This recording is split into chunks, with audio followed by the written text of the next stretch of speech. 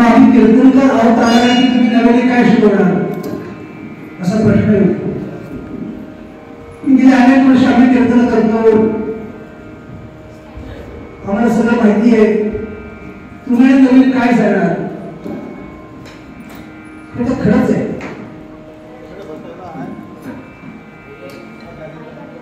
परंतु काही वेळेला काय होतं की आपल्याला सगळं माहिती असतं तरी प्रत्येक त्या वेळेला ते आठवतं असं नाही.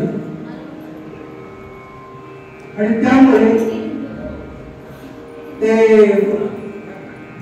आपल्याला ती रामायणातली कथा माहिती आहे की सीतेचा शोध घेण्याकडे समूह तिकडे गेला दक्षिणेकडे, ते जांबूनंतर तिथे आठवण करून दिली मारुतीला.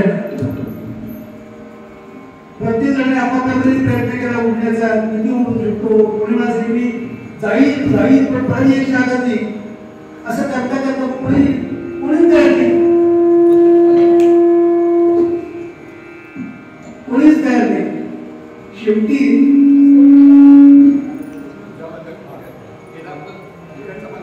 मारुतीला धनस्थ बसलेले होते, त्यांना आठवण करून दिली की त्यांच्या शक्तीचं त्यांना स्मरण नव्हतं.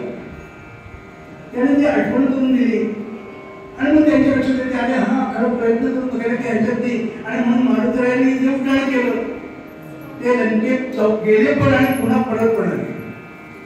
तसं आपल्याला सगळं माहिती असतं, आपल्याकडे सगळं ज्ञान असतं, पण ते पुन्हा पॉलिश करावं लागतं. पंडित भीमसेन जोशी असं म्हणतात की एक राग मी आपल्या सगळ्यांना कल्पना आहे, भीमसेन जोशी मैफलीमध्ये तेच राग म्हणायचे. त्याचा अर्थ त्याला काही राग येत नव्हते का माहिती नव्हतं असं काही, पण मैफलीमध्ये त्याने तो प्रश्न विचारला तुम्ही मैफलीमध्ये नेहमी सकाळची मैफल असेल तर थोडी, संध्याकाळची असेल तर मानतो दरबारी, तेच राग तुम्ही मैफलीमध्ये म्हणता, वेगळं झाली काय म्हणलं. ते खूप छान उत्तर दिलं. ते म्हणाले ते राग माझ्या गळ्यावर चढलेले आहेत. लक्षात घ्या आपण की भीमसेन जोशी असं म्हणतात तर त्या एकेका रागाने त्यांनी किती वेळा त्याने त्याच्यावरती रियाज केला असेल, किती वेळा चिंतन केलं असेल. तसं आपण आपल्याला सगळं माहिती जरी असेल ते पुन्हा पुन्हा उजळावं लागतं. जसं तांब्याचं भांडं असतं ते बरेच वर्ष आडवेच पडलेले असते, त्याला तिथे मॉइश्चर पडलेलं असतं, हिरवे पिवळे असे डाग पडलेले असतात. पण तेच भांडं जर आपण रोज घासत असू, भांडं तेच आहे, पण ते रोज जर आपण काय ते पिकांबरी जाहिरात नाही करते पिकांबरीची, पण रोज जर आपण ते घासत असू तर ते तांब्याचं भांडं इतकं लखलखीत दिसतं. तसं ते आपल्याकडे आहे तेच पुन्हा पुन्हा उजळून आपण जे ताकद तवाला ठेवायचं असतं. कीर्तनाचं संगीत असा विषय आहे, वेळ भाग कमी मर्यादित आहे, पण मी जे की कीर्तन पाहतो ऐकतो, नवीन विद्यार्थ्यांची पाहतो, जुन्या बुजुर्गांची कीर्तन ऐकतो, बऱ्याच वेळा माझ्या नवीन जे कीर्तनामध्ये येत आहेत किंवा येऊन पाहत आहेत त्यांची ही अडचण असते की त्यांना धुमाळी हा ठेकाच कळत नाही. कीर्तनी धुमाळी काय आहे ते माहिती नाही. तेवढा आपण थोडी उजळणी करूया आधी. धुमाळी हा तार आहे, 8 मात्रांचा तार आहे, 2 प्रकारे भजनी धुमाळी आहे. आपल्याकडे सगळ्यांकडे मला वाटतं झांजा आहे, असतील, कारण असं आपल्या केंद्रमध्ये सुजणे गेलेली एखादा झांज घेऊन या म्हणून ज्यांनी झांज आणले ते खरे व्यासांनी कीर्तन केलं असं म्हणायला लागतं.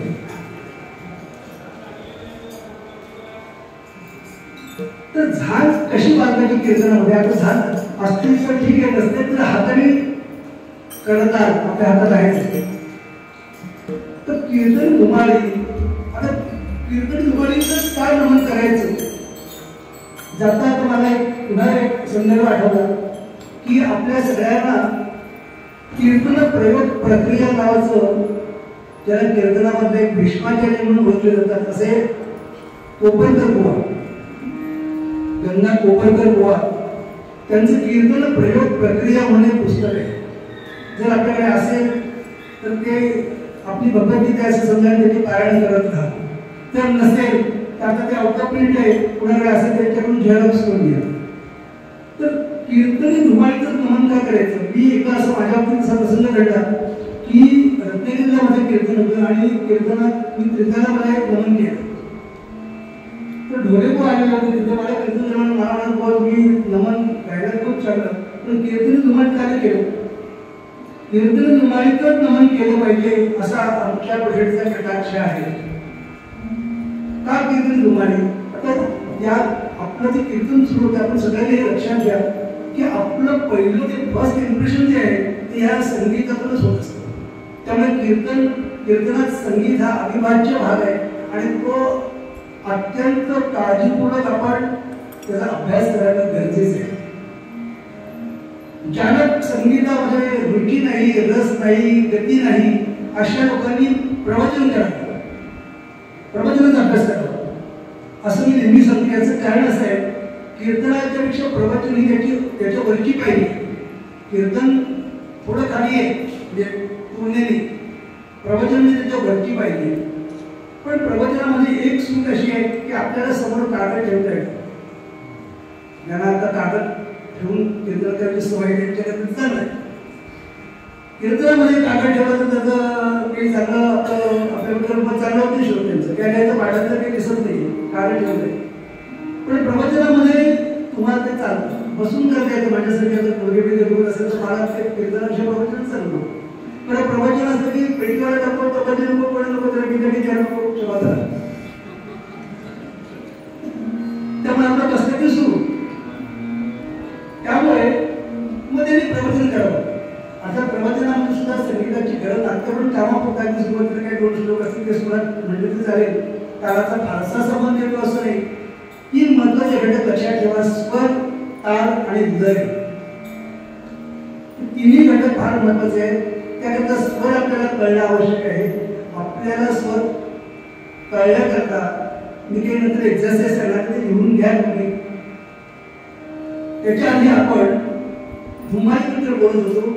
कीर्तनी धुमाळी म्हणजे 8 मात्रा. जसं भजनी धुमाळी आहे, भजनी धुमाळी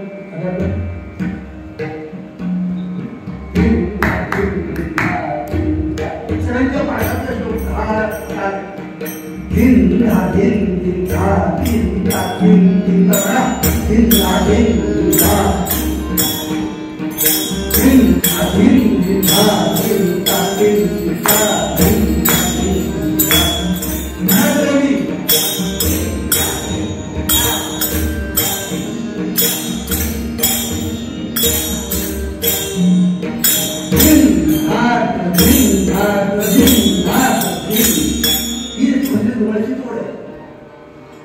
ही आपल्याला कोणी शिकवलेली नाही, पण ऐकून आपल्याला सहज येते.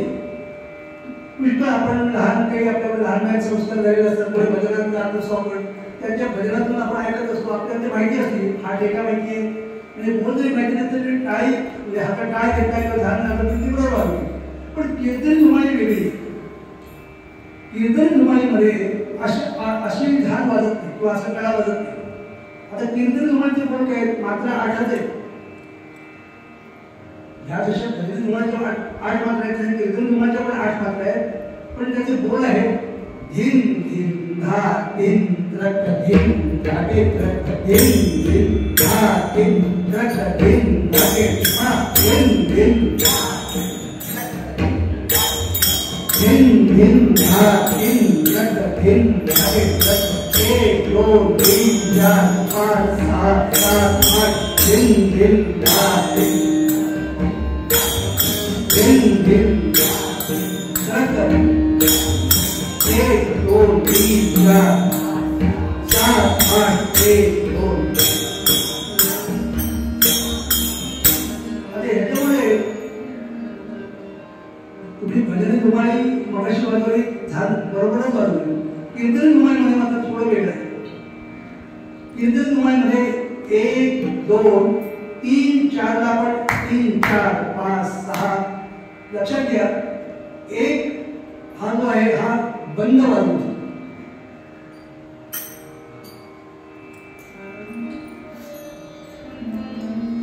ज्यांना कीर्तन धुमाळी वाजवता येते खांदेवर त्यांच्याकडचं नाहीये, ज्यांना येत नाही किंवा माहिती पण सरावाने जमत नाहीये, सराव नसल्यामुळे त्यांच्याकडनं सांगतो.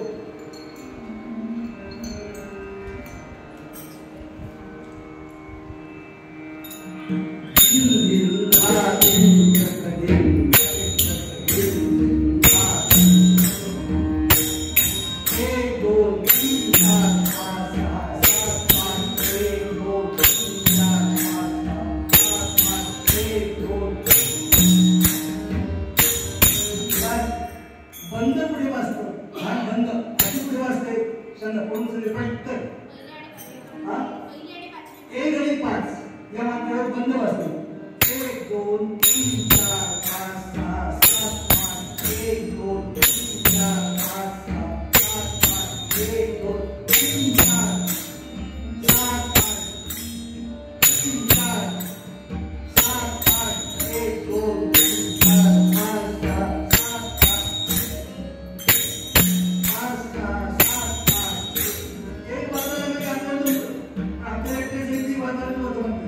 सराव करा. 3 आणि 4ला 3 4 5 5 म्हणा, 1 म्हणा, 1 2 3 4 5 6 7 8 3 4 आणि 7 8 इकडे वाजवायचे, बाकी बंद.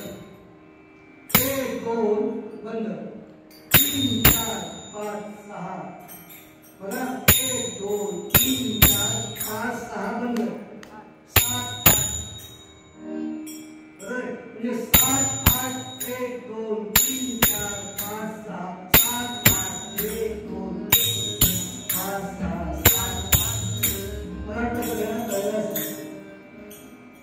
ज्यांना कळलं असेल तरी नंतर विचारा. बोल लिहून घे वाटतं. धिन धिन धा धिन प्रका धिन धागे. एकदा म्हणा सगळ्यांनी बोल.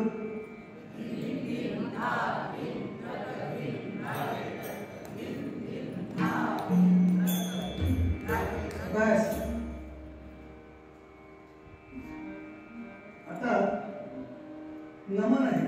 बरेच आपण श्लोक म्हणतो, कानपुरा चालू आहे, स्वर मिळालेले आहे आपल्याला. आता श्लोक आपण म्हणतो साधारणपणे परंपरा अशी आहे की पहिल्यांदा गणपतीचं श्लोक, मग सरस्वती, मग सद्गुरू, आणि मग आपण जे उपास्य देवत असते ते राम कृष्ण पांडुरंग, सद्गुरूंचं स्तवन असतं. हे झाल्यानंतर बरेच जयजयकार आपण करतो. ही सगळी जी पठडी आहे कीर्तनाची, हा जो एक चौकट जी आपण केलेली आहे ही आपल्या कीर्तनाच्या परंपरेतले गोविंद व हौशी सगळ्यांच्या माहिती करता सांगतो. साधारणपणे पेशवाईच्या उत्तर पेशवाईच्या काळामध्ये हे नाशिकचे मुळचे ब्रह्मकेश्वर नाशिक या भागात ते पण काशीला राहिल्यानंतर त्या गोविंद बुवांनी आत्ताचे कीर्तन आपण ऐकतो ती पठडी, ती पद्धत त्यांनी घालून दिलेली आहे. म्हणजे सुरुवातीला श्लोक, मग नमन, मग जय जयकार, मग गुरुवंदनाचा अभंग, मग दुसरं एक पद, आणि मग मूळ निरूपणाचा अभंग, मग पुन्हा त्याच्यावरती विवेचन झाल्यानंतर पुन्हा तोच अभंग रिपीट करतो आपण. त्यानंतर मग हार उपकार, त्यानंतर मग जो काही पूर्वरंगाला आपण सिद्धांत मांडलेला असतो त्याला अनुलक्षण दृष्टांत म्हणून आख्यान कथा येते. ते झाल्यानंतर पुन्हा मूळ अभंग शेवटी भैरवीमध्ये म्हणतो, आणि मग भिक्षुदाराच्या एखाद्या भाषेमध्ये. तर हे जे काही चौकट आहे ही चौकट त्यांनी घालून दिलेली आहे, आणि त्याप्रमाणे सगळीकडे कीर्तन ऐकतो आपण. त्याच्यामध्ये बऱ्याच परंपरा आहेत. आपण हरदासी आणि वारकरी हे दोन प्रामुख्याने, हे दोन आपल्याला एक काय म्हणजे त्याला संप्रदाय म्हणते. वारकरी संप्रदायामध्ये पूर्ण ब्रह्मनिरूपण असतं, आख्यान नसतं, कथा नसते. क्वचित एखादी गोष्ट दृष्टांत म्हणून आलेलं असते, पण नाहीतर पूर्ण 1.5 तास ब्रह्मनिरूपणच असतं. जे आपण पूर्वरंगात म्हणतो त्यांच्या कीर्तनामध्ये टाळकरी असतात. सगळे कीर्तन करायला गाणं आलंच पाहिजे असं दंड नाही, दंडक नाही. नारदी कीर्तन करणं मात्र गाणं अत्यावश्यक आहे. कारण वारकरी कीर्तनामध्ये त्या महाराजांनी जरी गाणं त्यांच्याकडे नसलं असतं तर उत्तम, पण नसलं तर पाठीमागचे जे गायकरी असतात त्यातले चांगले गाणारे असतात त्यातले, आणि त्यांच्या कीर्तनामध्ये मोठा गजर असतो.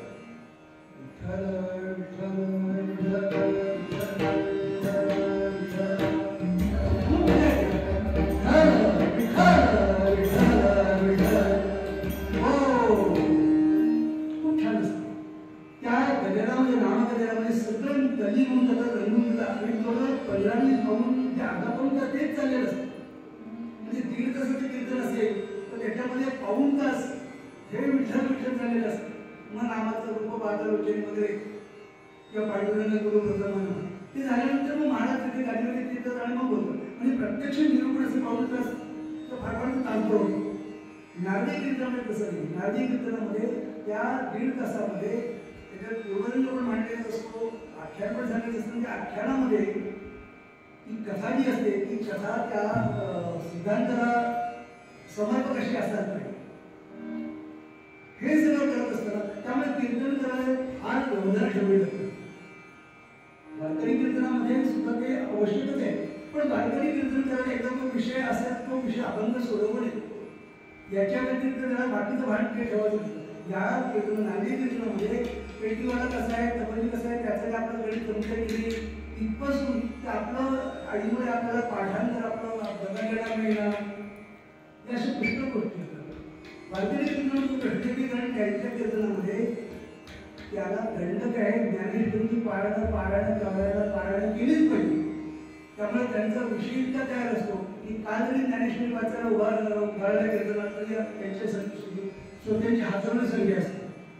आमच्या नारदी कीर्तनामध्ये 5-25 वर्ष कीर्तन करून सुद्धा कीर्तन करायच्या समोर 5-50 श्रोते असतील सांगता येत नाही. याचं कारण काय, वारकरी कीर्तनामध्ये मी वारकरी आहे, माझ्या वेळात माळ आहे, मी एकादशी करतो आणि पंढरपूरला वारीला जातो, म्हणजे कीर्तन ऐकलं पाहिजे हे माझं कर्तव्य. त्या कर्तव्य भावनेतून श्रोता येतो. आमच्या नारदी कीर्तनामध्ये तसं नसतं. मूळ कोण आहे, तो दिसणारा कसा आहे, तो गातो कसा, तो बोलतो कसा, तो नकला करतो का, तो विनोद करतो का, इतक्या चिकित्सा असतात. मी गमतीने एका सांगतो की एकदा पूर्वी मी नवीन जेव्हा कीर्तन करायचं, कीर्तन झाल्यानंतर मी शोधायला विचारतो कसं काय कीर्तन झालं जरा सांगा, म्हणजे पुढच्या कीर्तन सुधारणा करता येईल. तर आमचे पंढरपूर सुरपेकर म्हणून विनायकराव सुरपेकर ते मला म्हणाले असं विचारलं नको, तुझं कीर्तन कसं तुला कळत नाही का, तू लोकांना विचारू नको. त्यांनी तेवढ्या बहुरूपा ही जनवाणी संशय कलवून नाही का ते हृदय झाला हा बोध करा, बहुरूपा ही जनवाणी खरी मान्यता घातक लोकांना विचारत लोक काही. आणि खरं तसं अनुभव एखादा विचारत का मग कसं काय कीर्तन झालं ते म्हणाले बाकी कीर्तन तुम्हाला पूर्वरंग नाही, पूर्वरंग बुवा तपासाचा पूर्वरंगात दुसऱ्या एखाद्या विचारलं काय कसं काय पूर्वरंग छान पण आख्यान जमलं नाही. पंढरपूर गेलो एका आजीला विचारलं आजीबाई कीर्तन कसं काय झालं, तर अरे कीर्तन इतकं छान झालं इतकं छान झालं पण तो फार गुटकार आहे. अरे कीर्तनकार गुटकार का कीर्तनकार उंच, म्हणजे कीर्तनातला येणारा श्रोता काय काय दृष्टीने आपल्याकडे पाहत असतो. आणि त्यामुळे मी नेहमी सांगतो की एक कीर्तनकार एका वेळी हजारो माणसांचं समाधान करू शकत नाही.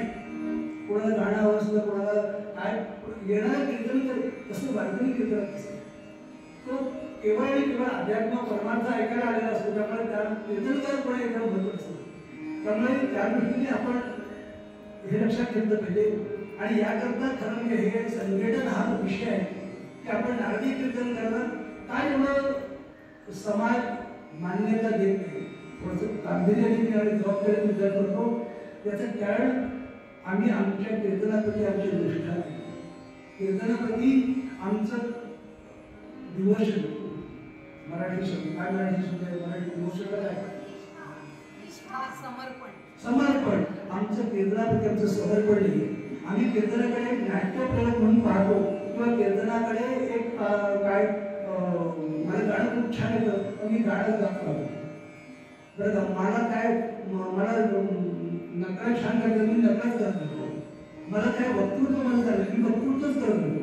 लक्षात हे कीर्तन हे सगळं सर्वांग परिपूर्णाचं तात्पर्य हे सगळ्याचे की पक्वान्नाने भरलेली जी थाळी आहे त्या थाळीमध्ये मिठाच्या जागी मीठ असलं पाहिजे आणि मुख्य पक्वान्नाचे ते पक्वान्नाच्या ठिकाणी असलं पाहिजे. मुख्य पक्वान्नाच्या ठिकाणी जर मीठ आलं तर चालेल आपल्याला. म्हणून समजणे सुद्धा झाली की टवाळा आवडे विनोद असावा पण तो कमरेखाचा नसावा आणि कुणाच्या व्यंगावर पोट ठेवणारा नसावा. खरं म्हणजे गरजच नाही. ज्याचा मगाशी त्याचा अभ्यास आहे त्याला विनोदाची गरजच लागत. त्याचा अभ्यास तुमचा कोणता असतो तुम्ही बोलायला लागला की असं म्हणजे ऐकतच राहतो. काय विनोदाची गरज आहे असो. शेवटी प्रत्येकाचं त्याचा असा अभ्यास असा असेल तसं तो मांडत असतो. मुद्दा असा आहे की आपण स्वरामध्ये गातो का. आता हा स्वर चालू होता मी पेटीवाला असल्यामुळे कीर्तन करायची साथ करताना ही गोष्ट लक्षात येते की हा स्वराचाच अभ्यास नसतो आणि त्यामुळे स्वर एक चालू असतो आणि कीर्तनकार वेगळ्या पट्टीत गात असतो. पेटीवाला त्यांना काय नसेल तर त्या पट्टीत त्याला सापडले की तो ते पकडून साथ करतो. नसेल पेटीवाला तयार तर त्याला कळत नाही की तो ती वेगळ्या पट्टीत घातली आपण वेगळ्या पट्टीत वाजवतो कारण तो तसंच वाजवत असतो आणि ते ऐकणारा एक गरीब गाणं सत्य असं. तर हा एक आपण सराव करून घेतला पाहिजे की पेटीत आपल्याबरोबर आपल्याला गाता येतो. आता आपल्या घरी पेटी नाही आहे करता नाही काही नाही. आता युट्यूबवर फार चालू आहे हे कानपुरा आहे युट्यूबवर मिळतो आपल्याला आपल्या पेटीचा तो लावावा आणि स्वर लावावा. आता आपण एक थोडा प्रायोगिक म्हणजे प्रायोगिक तत्व म्हणतो की घरी आपण अभ्यास करा. आता जे साथ चालू आहे ज्यांना गाणे येते त्यांनी लावू नका. ज्यांना गाणे येते ज्यांना साथ कळतोय स्वर कळतोय त्यांनी नका लावू. हा सा चालू आहे या सामध्ये आपला सा मिळवा करा सुरुवात. सगळ्यांनी म्हणले सगळे म्हणजे ज्याला गाणे येते ते नको.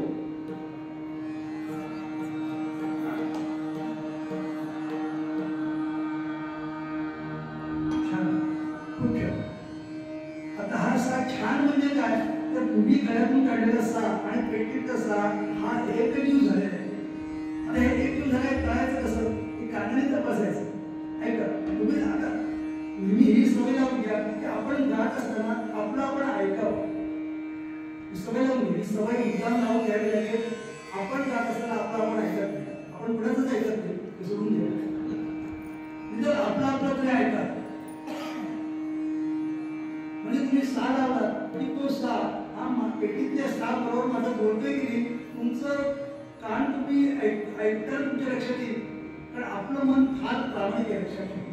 ते बरोबर लगेच की अरे हे पेटीतल्या सा बरोबर जमले नाही किंवा जमलंय. 4 लोकांचं समजलं का तुला घरी एकट्या बाथरूममध्ये सुद्धा गेलं की जाईल पेटीत सा चालू आहे त्या सामध्ये आपला सा म्हणा सा.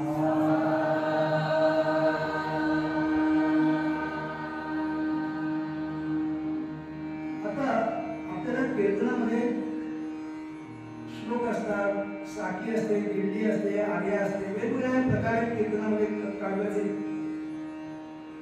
आता आपल्याला बऱ्याच वेळेला दिंडी म्हणायची असते तर दिंडी म्हणण्याची सुरुवात आहे म ला. म्हणजे हा सा चालू आहे सा म सा रे ग म. हा मग आपल्याला ते पक्का पाहिजे. पेटीवर दिल नाही आपल्याला ते पक्का पाहिजे. मग सावर एकदम मधुर उडी मारायची त्याकरता सारेगमचा पाडा पाठ पाहिजे. सगळे शुद्ध स्वर म्हणा सा रे ग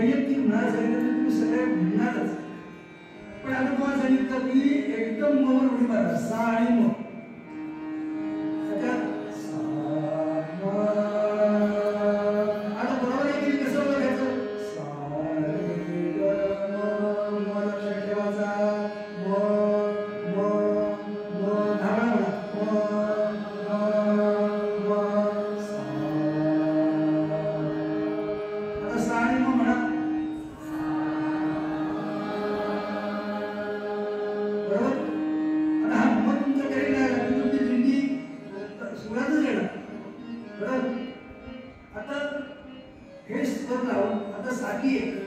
साकी म्हणताना आपल्याला ध कोमल लागतो. आता ध कोमल कुठे आता शुद्ध आपल्याला कळत नाही. तो कोमल केलं तर कंठी होतो. म्हणजे मी सगळ्यांना आता सांगत नाही हसू नका, सिरियसली सांगतो. सुखदा असू नको. सुखदा उत्तम गायक आहे. त्यामुळे आता कोमल आता ध कोमल कुठे आहे?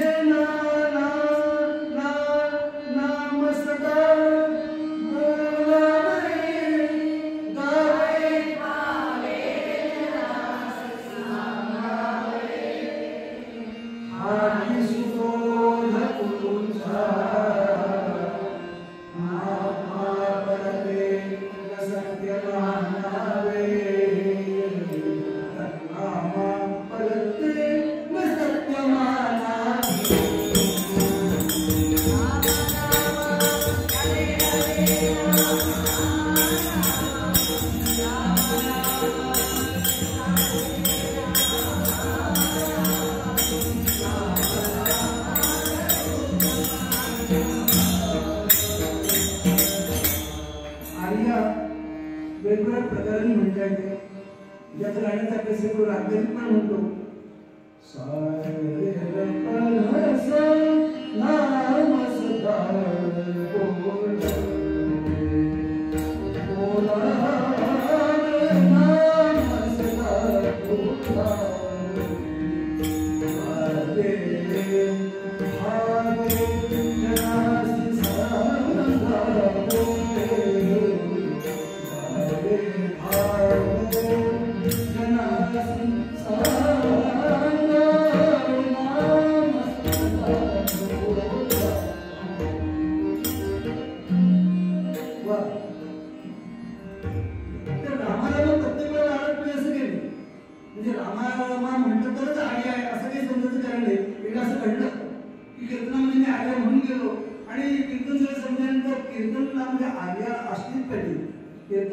आर्या आणि प्रपंचात भार्या आणि उपासाला बरिया आणि अवस्थेत अवस्था तुरिया. हे सगळं गमलट असतील तर ठीक, नाहीतर गणपती बाप्पा. तर झालं असं की कीर्तन झाल्यानंतर एक श्लोका माझ्या म्हणा तुम्ही आर्या म्हटली होते त्याला म्हटली कधी म्हटली मला ते रामाराम म्हणतात ना. हा म्हणतात ते नाही म्हटलं. आता रामारामा केव्हा म्हणायचं आणि केव्हा म्हणायचं नाही हे त्या आख्यानाच्या काव्याच्या अर्थानुसार आपण ठरवावं. प्रथम रामाराम आता एक आर्या सांगतो की मोरोपंतांची आर्या आहे. तर ती आर्या पंत भगवंतापुढे उभे राहण्याचं म्हणतात की मला माझं दुःख आहे. आता हे दुःख आहे तर हे दुःख सांगतात मोरोपंत भगवंताला. तर ते दुःख कसं सांगते रामारामा म्हणून त्या आर्या त्याच्या म्हणून सांगते नाही सांगत. तर कशी आहे त्यावर ती आर्या स्वरांच्या साह्याने आपण तो भाव त्यात निर्माण करू शकतो. मध्यम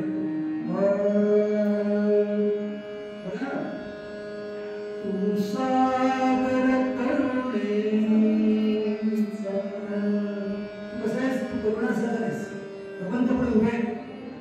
तू सागर करुणेचा देवा तुझराची दुःख सांगावे. काय दुःख आहे माझं? मी जन्माला हेच माझं दुःख आहे. भगवंतापुढे सांगतात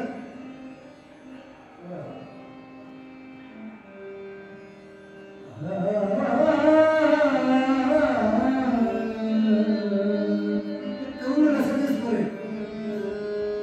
तर त्या स्वरामधून तो भाव प्रगट. आता इथे ती आर्या त्या पद्धतीने म्हटली तर चूक नाहीये पण तो भाव प्रगट ठेवा. म्हणून देवा तुझलाची दुःख सांगावे तुझला तुझी तलाते दीनमुख पसरवली काय मारावे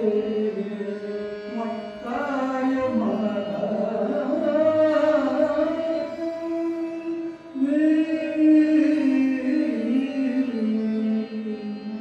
अशा पद्धतीने ती आर्या वेगळ्या पद्धतीने म्हणते. दुसरी हीच आर्या वेगळ्या तऱ्हेने कशी म्हणता येईल बघा. मध्यम श्रद्धे करून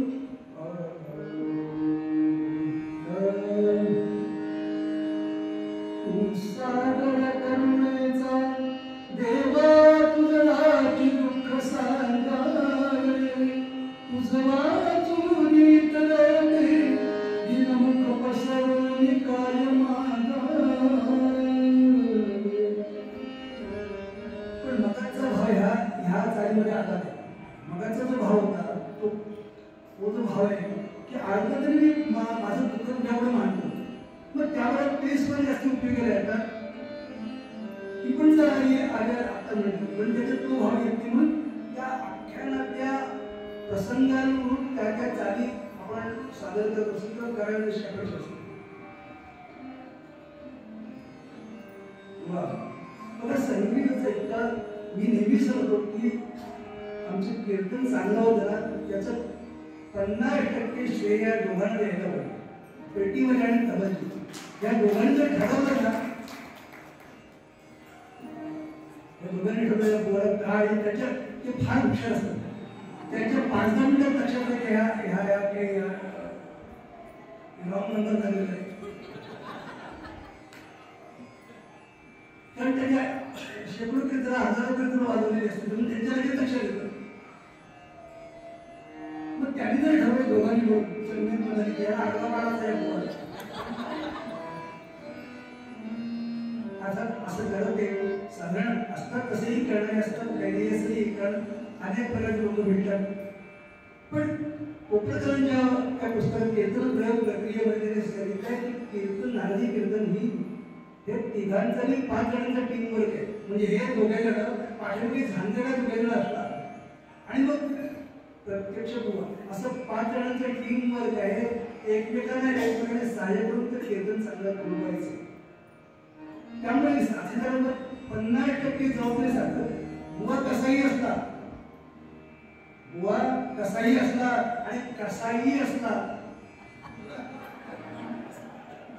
तरी साथीदार चांगलेच पाहिजे. मी नेहमी आयोजकांना सांगतो की साथीदार आता 1000 रुपये मागतात तर 2000 रुपये द्या, पण या त्या साथीदार चांगले बोलतो. कारण कीर्तनकार साधारण असेल म्हणजे नवनीत असेल आणि फारशी कीर्तन एवढं नाहीये तर ते दोघांना ते कीर्तन उठवून येऊ शकतं. आणि चांगला असेल प्रसिद्ध कीर्तनकार असेल, गाणं चांगला असेल, बोलणार चांगला असेल तर मग अधिक असे अधिक होतं. पण त्यामुळे ह्या साथीदारांची फार मोठी जबाबदारी असते आणि फार त्यांना अलर्ट राहावं लागतं, फार खूप सावध राहावं लागतं. म्हणजे आता कीर्तनामध्ये माझी खूप अनेक वर्ष वाचवलेली आहे.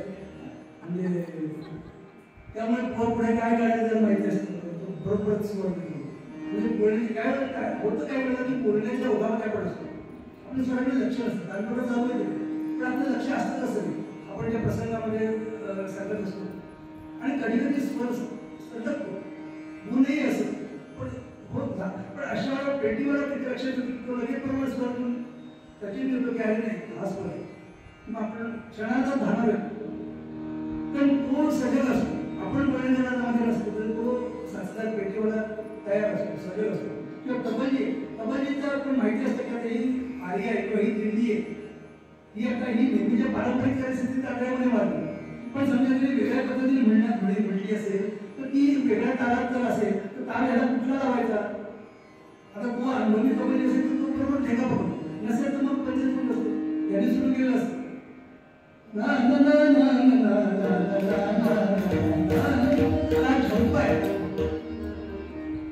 झंपाय भाडे बंदीदार काव्य काव्य म्हणजे तो ताल आहे पण त्या काव्याला झंपात असं म्हणतात. झंपा त्याचं झंपात आठवलं काय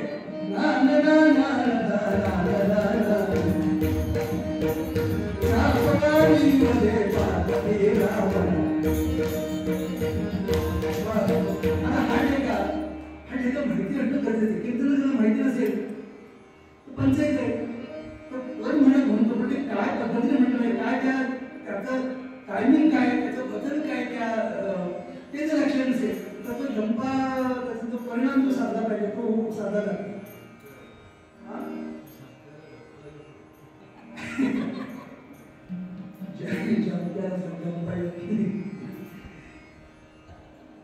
दिंडी आहे ते दिंडी सुद्धा अशी वेगवेगळ्या चालीला म्हणता येते. पुन्हा मुद्दा तोच येतो की आपलं रागदरीचं शिक्षण किती आपण आपल्या किती राग माहिती. आमच्या कीर्तन परंपरेत एक जुने कीर्तनकार काही जणांनी त्यांची कीर्तन ऐकली असेल वैकुंठवासी गजानन राहील आणि आमच्या रायगडमध्ये सुंदरभाऊ मराठे पालेचे हे दोघेही एकाच गुरुकडे शिकले. त्यांचे शिरवळकर रामचंद्रभाऊ शिरवळकर त्या दोघांचे गुरु तेच आणि दोघेही तेलगाई दृष्टी म्हणून गेले बरं. दोघेही 90 पार करून गेले. सुंदरभाऊ थोडे आधी गेले पण सुंदरभाऊ मराठे आणि गजाननभाऊ राईकर हे दोघेही एकाच गुरुकडे शिकले पण दोघांच्या गाण्याची तयारी वेगळी होती. दोघेही गायक कीर्तनकार पण दोघांची गाण्याची शैली खूप वेगळी होती. तर ते राईकर कीर्तनामध्ये पंधराचे आले दोघांचे म्हणाले ऐकायला आले पुन्हा एकदा मला तो मुद्दा पुन्हा मला सांगावा लागतो की कीर्तन ऐकली पाहिजे. कीर्तन ऐकलं कीर्तनकार कोणी असू दे पण आपण कीर्तन ऐकलंच पाहिजे. खरं सांगू का कीर्तनकाराकडे शिकायचं म्हणजे तुम्हाला शिकायला मिळणार ते कीर्तनकाराचं कीर्तन ऐकून तुम्हाला ऐकून आपल्याला खूप मिळतं. एखाद्या गुरुकडे गेला तर गुरु हातचा राखून घे सगळं दिलं असं पण कीर्तन कुणी ऐकावं आणि कीर्तन ऐकताना आपण ही नजर ठेवावी की आता आपल्याला काय घेण्यासारखं आहे.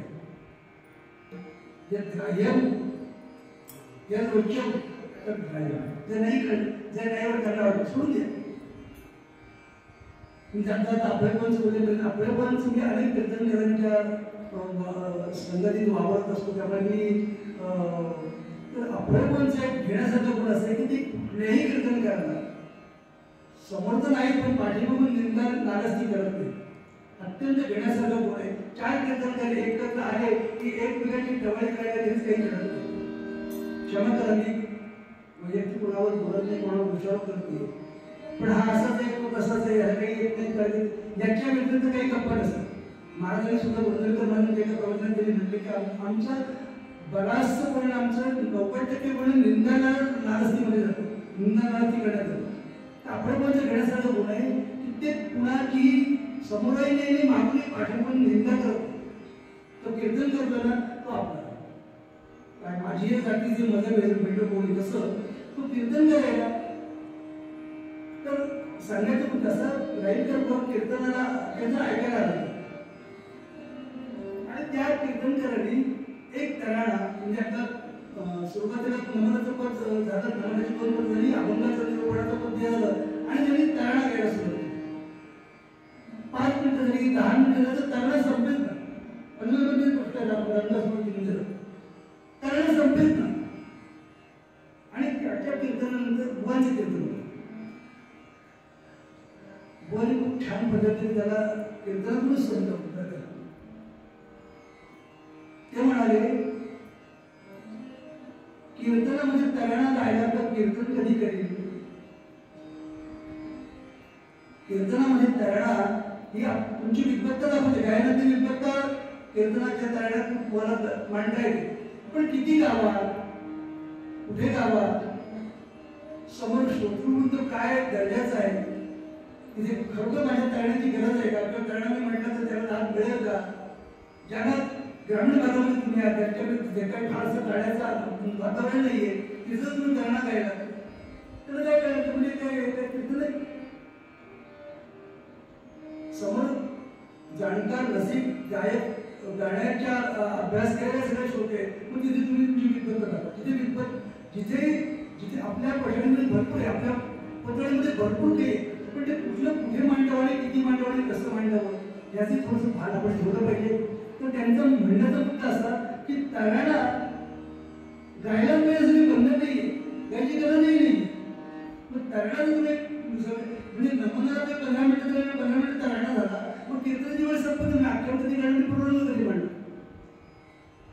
तर माझं म्हणणं एवढंच आहे की कीर्तन करायला गायकीची गरज नाही बरं का, खूप लंब्या ताना मारायची काही गरज नाही. तुमच्या साड्यासाड्या आलापासून तुमच्या मनातला तो भाव त्या गद्याचे आपण करतो त्याच्यातला भाव प्रकट होण्याकरता जेवढं आवश्यक आहे तेवढं स्वरांचा उपयोग घ्या. मोहन टाळा स्वर म्हणजे ड्रॉइंगचे शिक्षक होते ना, ते मी ड्रॉइंगच्या परीक्षेला बसवतो तर तेव्हा खूप हा रंग वापरायचो, तेव्हा रंगांचा मोह टाळा. गरज असेल तर तो रंग वापरायला त्याला तो वापरतो आहे म्हणून आता रंगपेटीमध्ये 10-12 रंग असतात, त्या सगळ्यात वापरायची गरज नाही. त्या चित्राला कुठला पाहिजे तेवढाच रंग वापरतात. असं आपल्याकडे भरपूर राग आहेत, पण भरपूर राग प्रत्येक कीर्तनात मांडण्यासाठी मुद्दा हा आहे की गायक नको कीर्तन कर, पण स्वराधाराला पक्का पाहिजे, स्वरदार पक्के पाहिजे. मात्र ते स्वरदार पक्के होण्याकरता जर लिहून घेत असेल तर लिहून घ्या. स्वर लावणे, स्वर लावणे चालू ठेवा. सा ग घरी रियाज करा बरं का, त्याचं नुसती इथे लिहून घ्या आणि घरी काही करणार नाही असं जातो. सा ग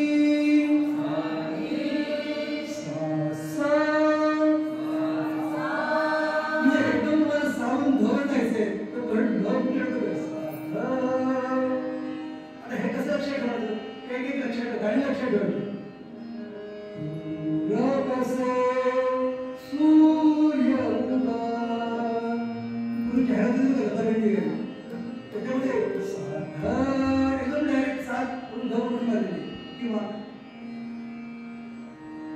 हरी उच्चार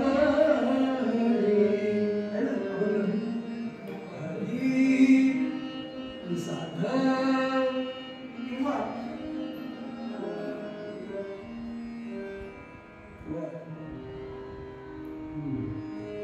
तर तुला साऊंड ओव्हर येतो कोणी माहिती कारण सारे हा पाठ पाडा पाहिजे आणि मी आता म्हणलं सगळं सारे म्हणा सारे साध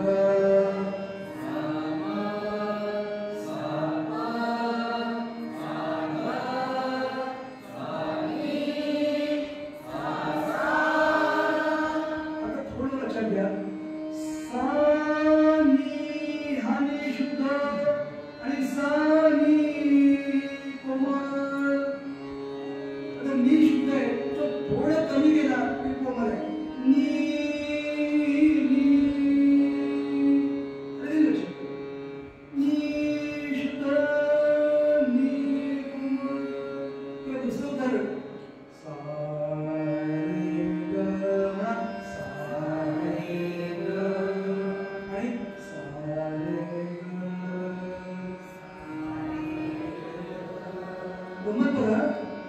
भूप्राग सगळ्यांना माहिती आहे सगळ्यांचं भूप्राग झालेलं आहे भू म्हणजे काय मनी वर्ष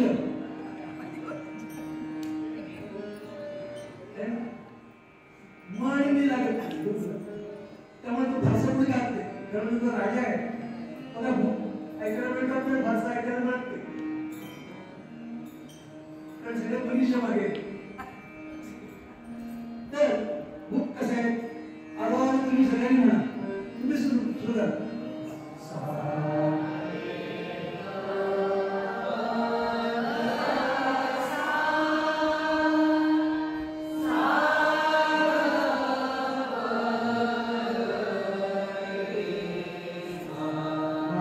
किती छान कारण मी मला काय शिकवणार तुम्ही सगळं काय नव्हतं इतकं छान लागलं तुम्हाला आवाज आता बघा आता हे हात मुद्रा एक स्वर शुद्ध गच्या म्हणजे कोमल ग केला की राग बदलून जातो त्याचं नाव आहे शिवरंजनी बघा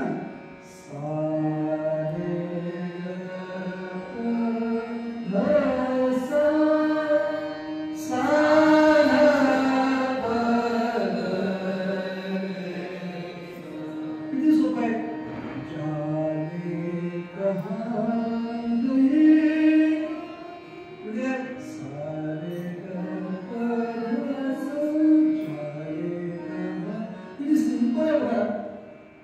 साधा आरोह केलेला आहे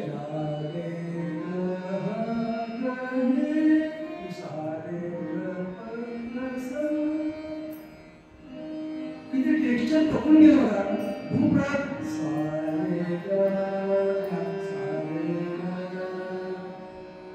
कोमल शुद्ध शुद्ध तीव्र या स्वरांची जी गंमत आहे ना ती तुम्ही एका निवांतपणे बसून घरी बसून जाता त्याचा आनंद घ्या थोडं तुमच्या अंतराकडे करण्याचा प्रयत्न करा की तुमच्या पण लक्षात येईल काय अरे असं आहे का हा खरंच छान मस्त मग ह्याला मदत काय काय कशाच्या म्हणजे मदत घ्यायची गाण्यांची जसं भास्कर बघल्याने स्वयंवर मधल्या नाटकात त्या चाली सगळ्या रागदरीवर बांधल्या त्यामुळे आम जनतेला राग माहिती झाली त्याच्या रागांची कल्पना पडत असतात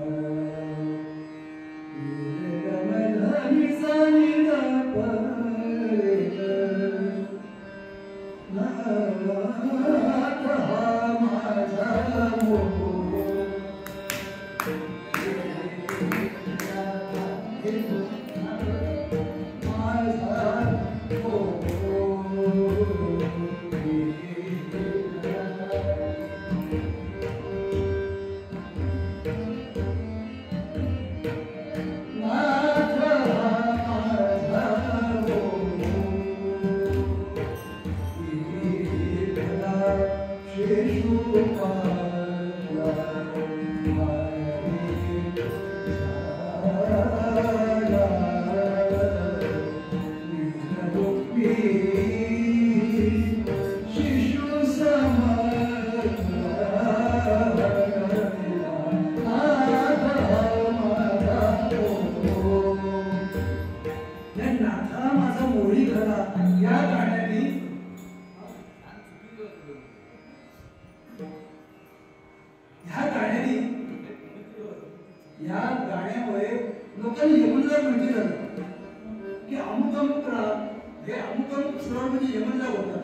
देवा घरचे या धरुणा देवा घरचे या नीलकांत निर्धन साधन मरणी सधानी सा ही श्रवण आहे म्हणजे यमला होतो प्रथम तुला वंदितो लोकाला प्रथम तुला वंदितो बस कृष्णगाणे जिथे सागरा धरणी रथे तिथे तुझी वाट कृष्णगाणे यमन रागावती इतकी गाणी आहेत दैवजान मुखे भरला दोषका गुणाचा पराधीन आहे जगते पुत्रमानवा समाधी साधन संजीवना अशी एक शेकडो गाणी आहेत. आता ही गाणी तर तुम्ही नीट अभ्यास केली तुमच्या असं लक्षात येईल की अरे अशा ही श्रवणाली म्हणजे यमनला होतो हे शिकायला पूर्णपणे जायची गरज नाही. तुम्ही ते 10 गाणी ऐका त्या 10 गाण्यांमध्ये कुठलं तरी एखादी कॉमन फ्रेज आपल्याला मिळेल की अरे हे असं असं अरे हे यमन लागत आहे हे पण यमन लागत आहे हे पण यमन लागत आहे अशी आपली रागांची ओळख होते. आता मग दिंडीचा मगाशी म्हटलं दिंडी आहे प्रसिद्ध दिंडी आहे सगळ्यांच्या पाठातली आहे. तर दिंडी ही नेहमी मध्यमाच म्हणायची बरं का दिंडी ही नेहमी मध्यमाच म्हणायची. लक्षात घ्या आख्यानामध्ये जी जी काव्य येतात ना मग श्लोक असेल दिंडी असेल साकी असेल ती मध्यमातच गा तर ती उठावदार होते मूळ स्वरात खालच्या स्वरात ती उठावदार होत नाही. आता उदाहरण आहे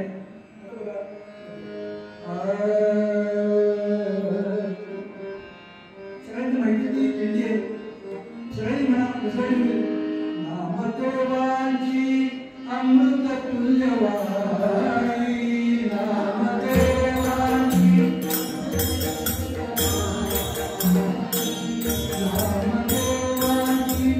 अमृत तुल्यवाणी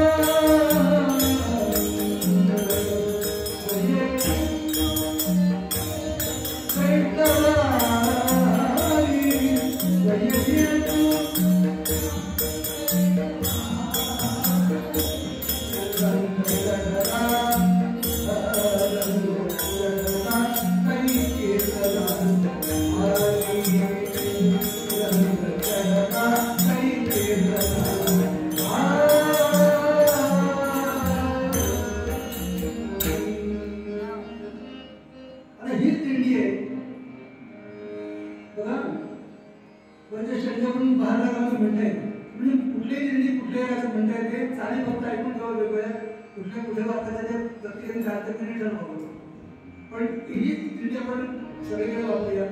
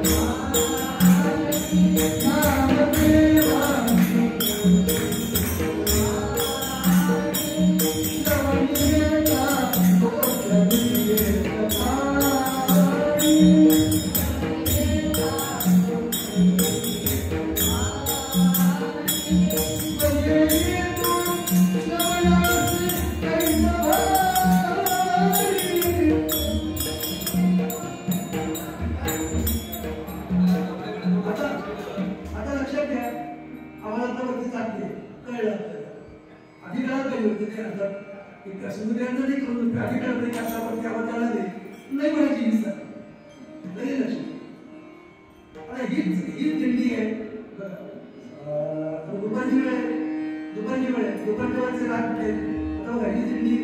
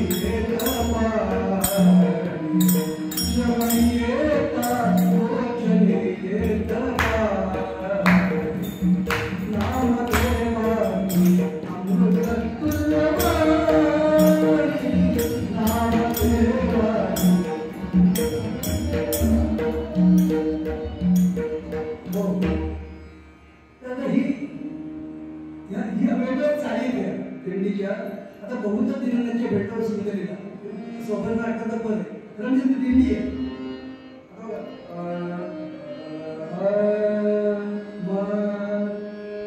बहुधा दिनांच्या भेटलो सुंदरीला दिंडीची जात आहे बहुधा दिनांच्या भेटलो सुंदरीला मी धरणी पैसे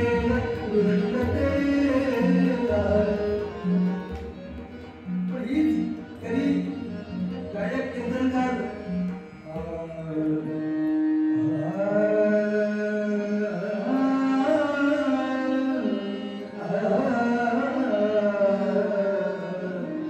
बहुत दिनांच्या भेटलो सुंदरीला बहुत दिनांच्या भेटलो सुंदरीला म्हणून धरुणी पैसे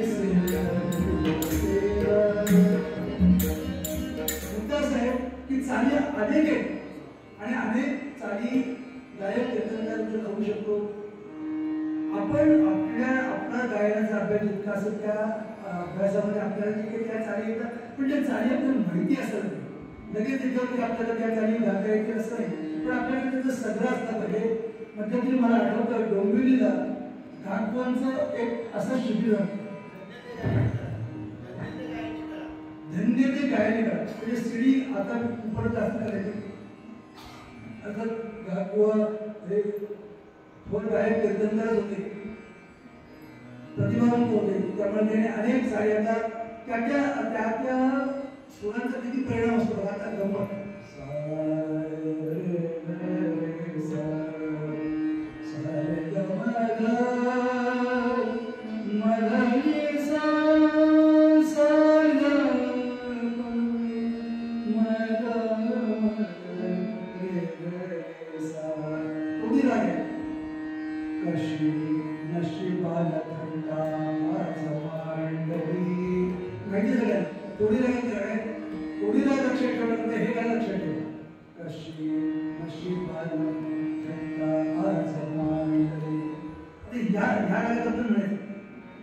अजून मला राग माहिती नाही राग कोणीचे स्वर काय माहिती नाही पण तुम्ही हे गाणं जर तुमच्या डोक्यात पक्क फिट बसत असेल ना तर ह्याच्या आधाराने तुम्ही ती दिंडी म्हणू शकता नामदेवाची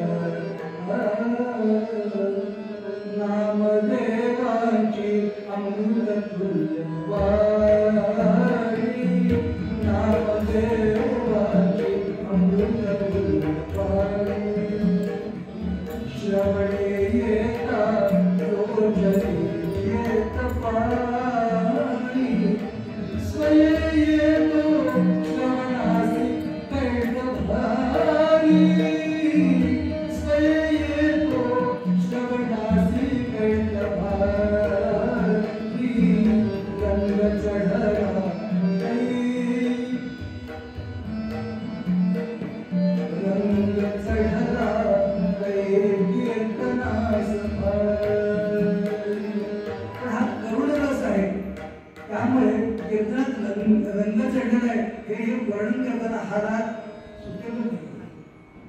म्हणतात आहे की वेगळ्या दिंडी ह्या वेगळ्या प्रकारचे म्हणता येतात.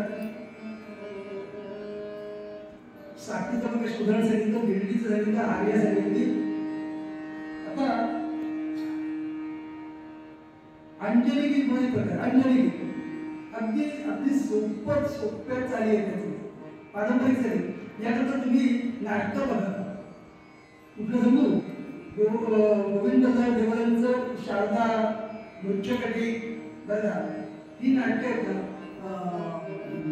संशय कल्लोळ, त्याच्यामध्ये विपुल या सारख्या दिंड्या आहेत, भरपूर आहेत बघा. काय सांगितलं, अंजली. आता बघा येतात जर कृष्ण हे माहिती असतं, पण याला अंजली गीत म्हणतात हे माहिती नसतं. भीमसेन ममा बहुकृश झाला, भीमसेन ममा बहुकृश झाला,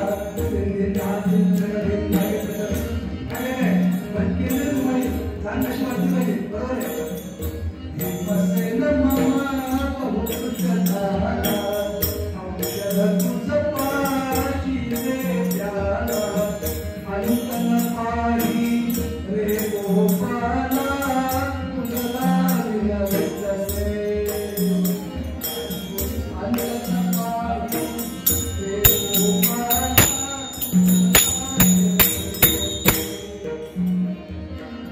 ही अगदी अंजली गीत बाळवत गीत आहेत, बाळवत चालेल गीत मी म्हणत की मोरपंतांची अशा.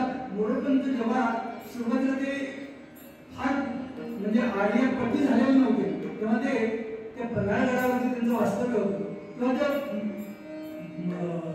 महिलांकरता तरी तयार केलेली गाणी अंजली गीत. तर हे अगदी त्याच्यात काही तालबाजी नाही, काही नाही, काही राग धरले नाही, काही सिंपल चाल.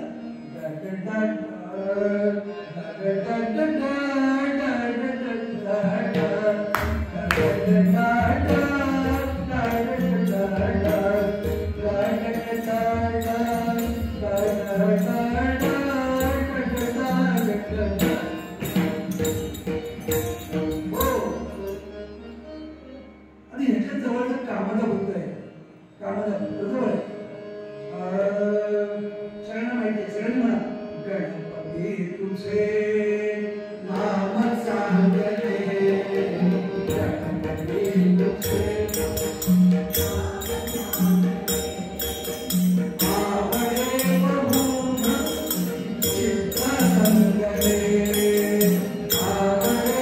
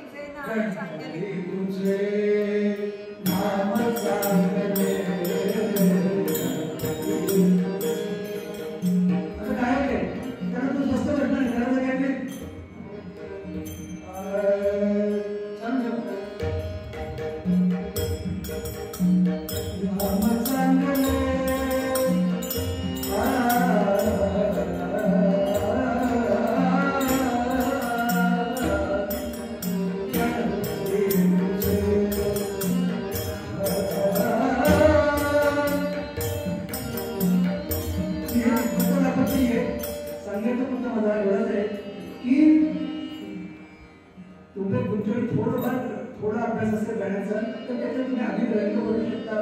नाही करणार तरी तासभर आणि चाल सुद्धा बघतो. त्याच्या चाली किंवा आपल्या डोक्यात ओळखल्या पाहिजे. अंजली गीत असेल, कामत असेल, श्लोक शार्दूल विक्रीत सगळ्यांना माहिती आहे. म्हणा एखादं शार्दूल विक्रीत, शार्दूल विक्रीत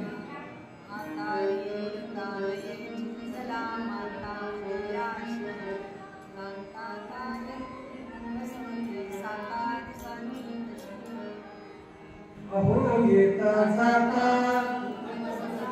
काय करता सदा देता घरी दारी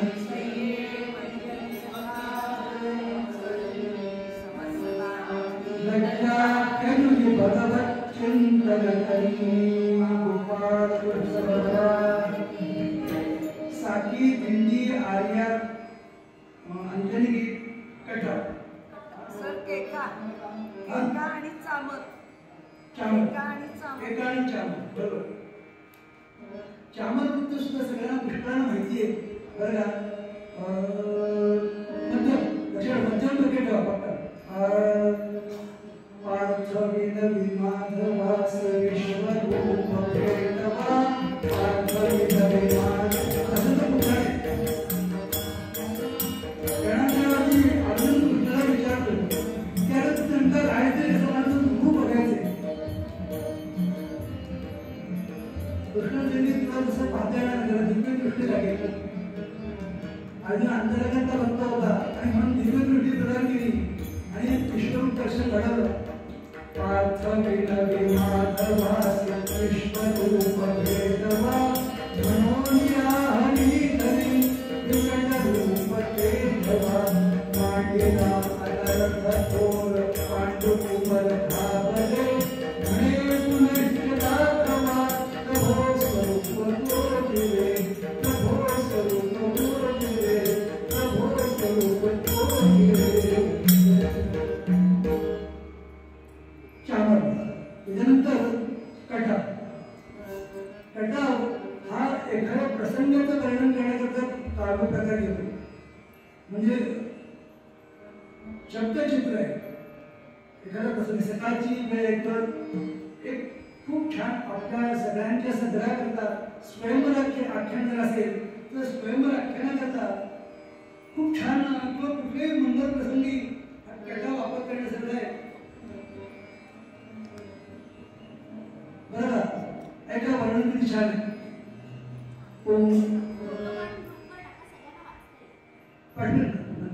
आता कसं आता म्हणतो ऐका कुंकुम केशर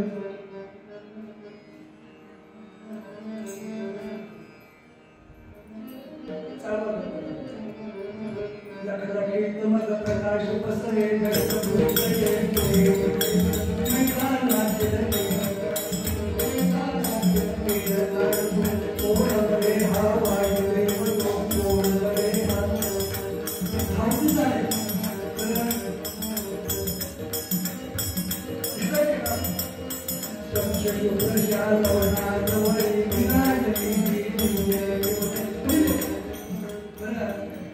आपल्या संग्रामध्ये जितका भरून ठेवते तेवढं भरून ठेवा त्याचं कधी पुढे केव्हा उपयोग होईल आणि कधी करता येईल सांगता येईल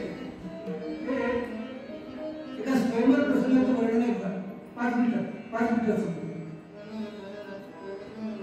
वर्णन आहे का कुंकुम केशर सडे घातले रांगोळ्याने नगर रंगले उंच पताका पुढ्या तोरणे देऊनी नूतन वस्त्र भूषणे नगर जनांच्या उत्साहाला सीमा नवती आनंदाला स्वयंवराचा मंडप सजला सनी चौघडा घुमू लागला देशोदेशीचे राजे आले गुलाब अत्तर स्वागत केले बघा कुंकुम केशर सडे घातले कुंकुम केशर सडे घातले रांगोळ्याने नगर रंगले रांगोळ्याने नगर रंगले उंच पताका पुढ्या तोरणे उंच पताका पुढ्या तोरणे देऊनी नूतन वस्त्र भूषणे देऊनी नूतन वस्त्र भूषणे नगर जनांच्या उत्साहाला नगर जनांच्या उत्साहाला सीमानवती आनंदाला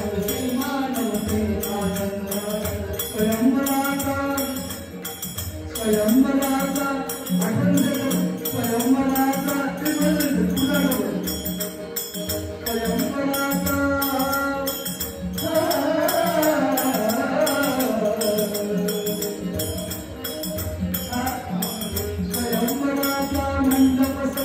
स्वयंवराचा मंडप सजला सनई चौघडा घुमू लागला सनई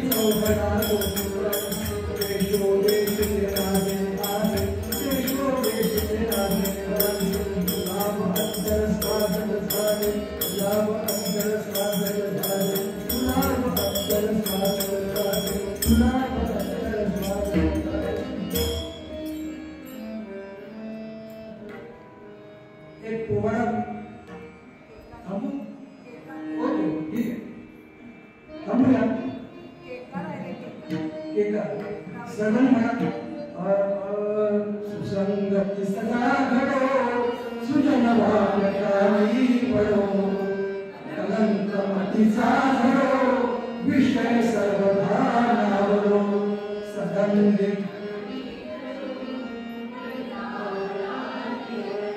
वियोग घडतारडो मन भवत चरित्री झडो गोपाल